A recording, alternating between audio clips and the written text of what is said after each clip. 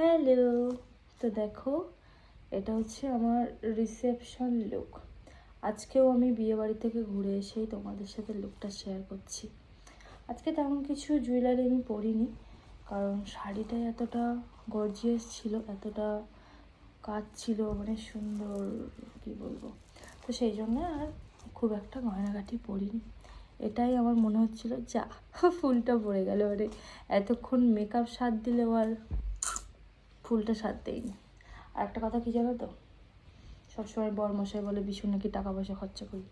এই যে এই ফুলগুলো 200 টাকাতে কিনে এনেছিলাম, সঙ্গে জিপসি আর একটা পিঙ্ক কালারও ছিল।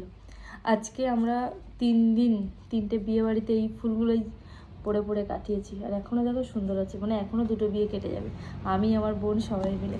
তো যাই হোক, এটা হচ্ছে আমার রিসেপশন লুক।